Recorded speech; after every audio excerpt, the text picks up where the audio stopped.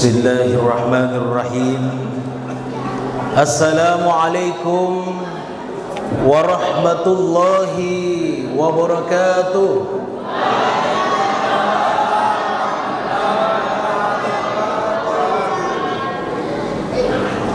Alhamdulillahi rabbil alamin.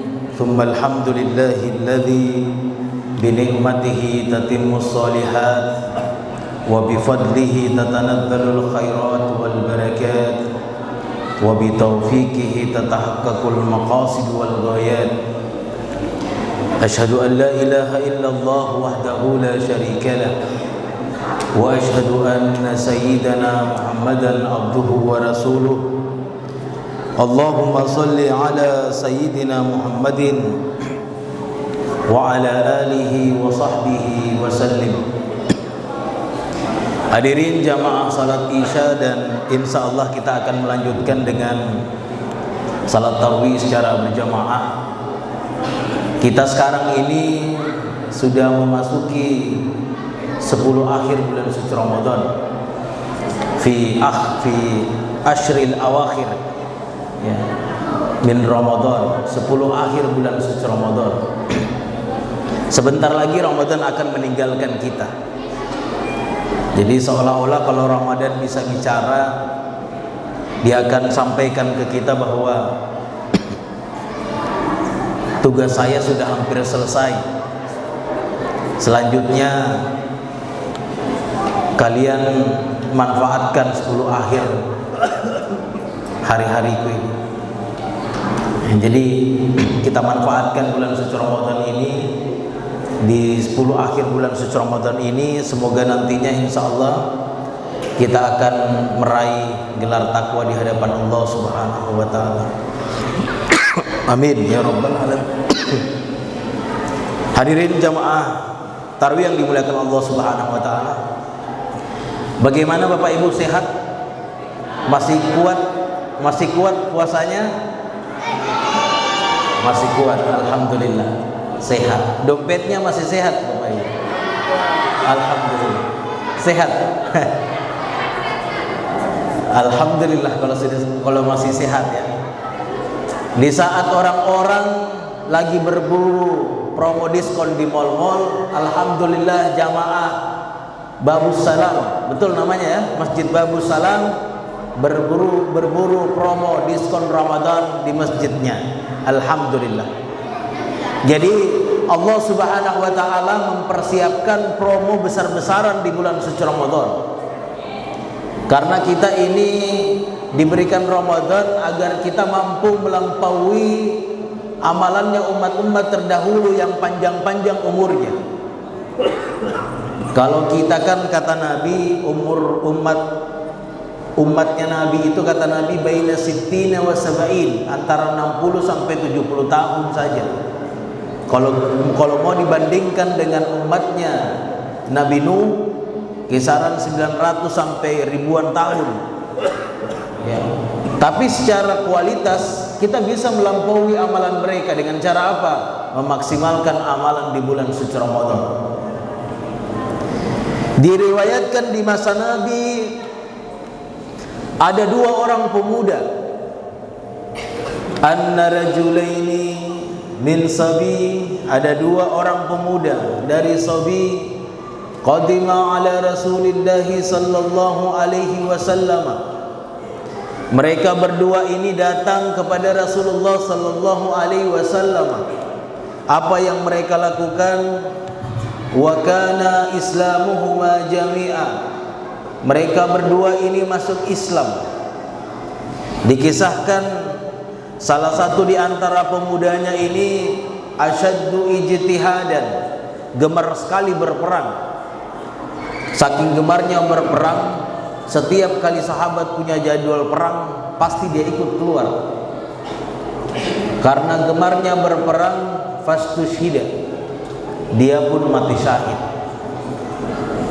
Luar biasa, anak muda baru masuk Islam, berperang di jalan Allah, mati syahid. Masyhur di kalangan sahabat, orang yang mati syahid itu instan masuk surga. Bahkan mereka yang mati di jalan perang itu jenazahnya dibedakan dengan orang yang mati normal. Mereka yang mati syahid itu tidak perlu lagi dimandikan. Beda kalau kita mati normal, harus dimandikan. Orang yang mati syahid mereka diperlakukan khusus, tidak dimandikan lagi, dikubur dengan darah-darahnya, karena darahnya nanti yang menjadi saksi di hari kemudian kelak. Jadi mereka instan masuk surga tanpa hisab. Sementara pemuda yang kedua ditangguhkan umurnya setahun saja. Jadi dia tidak disyahidkan. Yang pertama tadi singkat umurnya tapi syahid. Yang kedua ini mati normal tapi dipanjangkan umurnya setahun. Suatu waktu ada sahabat Nabi namanya Talha bin Ubaidillah. Talha bin Ubaidillah ini dia bermimpi, mimpinya surga. Nah, ini kalau sahabat mimpinya surga, karena mereka mendambakan surga. Kalau kita Bapak Ibu biasa kalau mimpi, apa yang kita mimpikan? Pernah mimpi surga? Nah, ini sahabat mimpi surga. Jadi kalau kita punya mendambakan surga, insya Allah mimpinya surga. Apa yang selalu menjadi bayangan di kepala, insya Allah dibawa sampai mimpi. Sahabat Talha bin Ubaidillah ini dia bermimpi surga dan dia melihat orang yang masuk surga. Sahabat Talha ini heran kenapa justru yang masuk surga ini orang yang ditangguhkan umurnya setahun, sementara yang mati syahid itu masuknya belakangan. Jadi kalau di antrian itu justru pemuda yang ditangguhkan umurnya setahun lebih dulu masuk surga ketimbang yang mati syahid. Padahal orang tahu, masyhur di kalangan sahabat mati syahid itu tanpa hisab. Saking herannya Talha bin Ubaidillah, begitu pagi bangun langsung menghadap Rasulullah sallallahu alaihi wasallam. Datang menghadap Rasulullah. Ya Rasulullah, tadi malam saya bermimpi. Kata Rasulullah, apa mimpimu wahai sahabatku Talha? Saya heran ya Rasulullah, kenapa justru yang masuk surga lebih awal, lebih dulu adalah pemuda yang ditangguhkan umurnya setahun ketimbang orang yang mati syahid. Kata Rasulullah SAW, kenapa engkau heran wahai sahabatku Talha? Bukankah pemuda yang ditangguhkan umurnya setahun ini berjumpa dengan Ramadan, lalu kemudian dia salat di dalamnya? Kata Talha, bala ya Rasulullah. Iya betul ya Rasulullah, dia berjumpa Ramadan, dia salat di dalamnya. Kata Rasulullah lagi, bukankah dia berpuasa di bulan suci Ramadan? Kata Talha, bala ya Rasulullah, dia berpuasa di bulan suci Ramadan. Dia berjumpa Ramadan, dia salat di dalamnya, dia juga berpuasa. Kata Rasulullah, itulah yang menyebabkan dia lebih dulu masuk surga ketimbang orang yang mati syahid. Luar biasa, subhanallah. Bapak Ibu ini, kita yang hadir ini bisa melampaui amalannya orang yang mati syahid, bisa melampaui amalannya orang yang hidup ribuan tahun. Meskipun kita singkat umur tapi secara kualitas kita bisa melampaui itu. Kenapa? Karena kita diberikan promo di bulan suci Ramadan, promo untuk masuk surga. Makanya kita manfaatkan baik-baik. Apalagi ini sudah di penghujung bulan suci Ramadan. Maka apa yang perlu kita maksimalkan di bulan suci Ramadan? Ada 3 hal yang perlu kita maksimalkan. Yang pertama, awaluhu rahmah. Yang kedua, awsatuhu maghfirah. Yang ketiga, wa akhiruhu itqu minan nar. Yang pertama adalah rahmatnya Allah, yang kedua ampunannya Allah, yang ketiga agar kita terbebas dari api neraka. Itu intinya. Yang pertama adalah rahmatnya Allah Subhanahu wa taala. Rahmat itu kasih sayangnya Allah Subhanahu wa taala. Bagaimana memperoleh kasih sayangnya Allah? Orang yang mendapatkan kasih sayangnya Allah adalah mereka yang juga memiliki sifat kasih sayang ada dalam dirinya. Dijelaskan dalam hadis Nabi. Ini hadis qudsi. Ar-rahimuna yarhamuhumur rahman. Orang yang memiliki sifat kasih sayang itu yarhamuhumur rahman, akan dikasihi oleh Sang Maha Pengasih.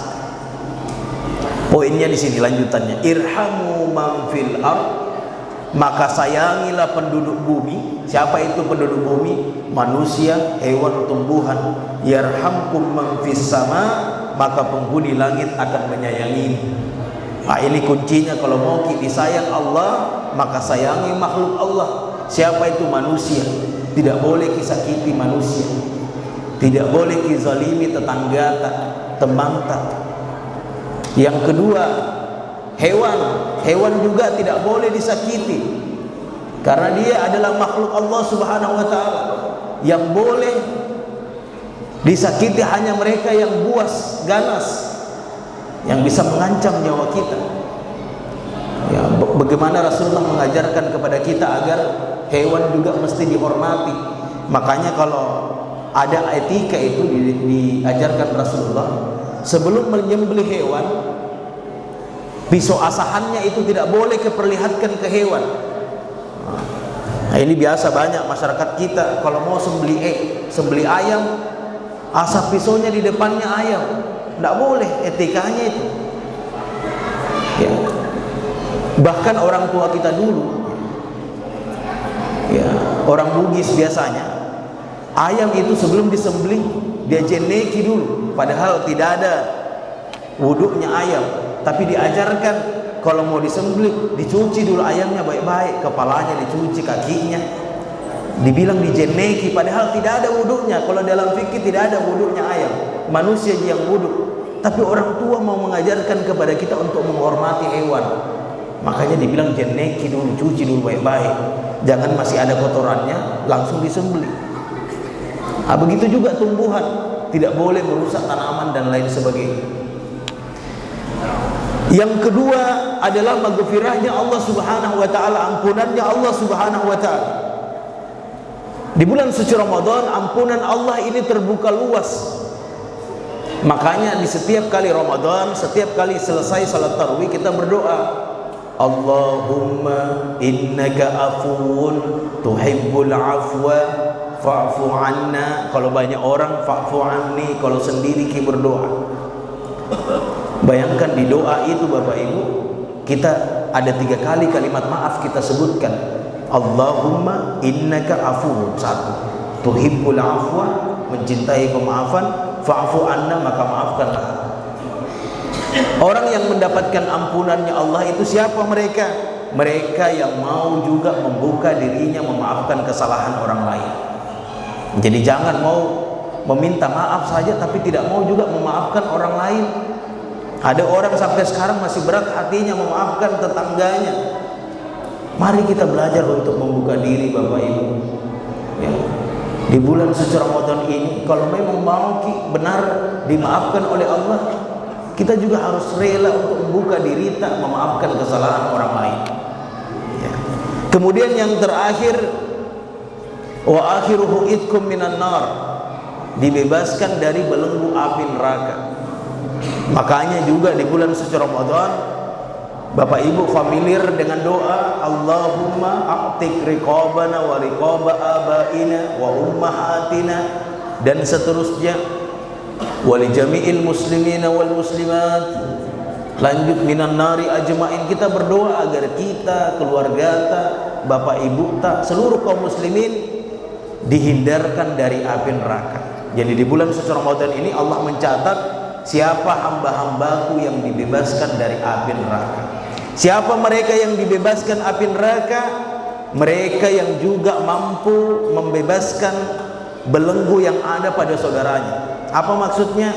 Jadi kalau dia lihat ada tetangganya belenggu kemiskinan di situ, dia hadir membebaskan keluarga tetangganya dari belenggu kemiskinan. Kalau dia lihat ada temannya kesulitan, dia hadir untuk membebaskan temannya dari belenggu kesulitan, membantu orang lain. Itulah mereka yang tergolong dibebaskan dari api neraka. Hadirin jamaah tarwih yang dimuliakan Allah Subhanahu wa taala, semoga di penghujung Ramadan ini kita mampu maksimalkan dengan baik, karena Ramadan itu tiap tahun pasti kembali. Jadi kata para ulama itu tidak perlu sedih Ramadan akan pergi. Kenapa? Karena tiap tahun pasti kembali. Yang ditangisi adik itu adalah kita sendiri ya. Kenapa? Karena jangan sampai Ramadan kembali justru kita yang pergi. Demikian yang dapat saya sampaikan. Wabillahi taufiq wal hidayah. Assalamualaikum warahmatullahi wabarakatuh.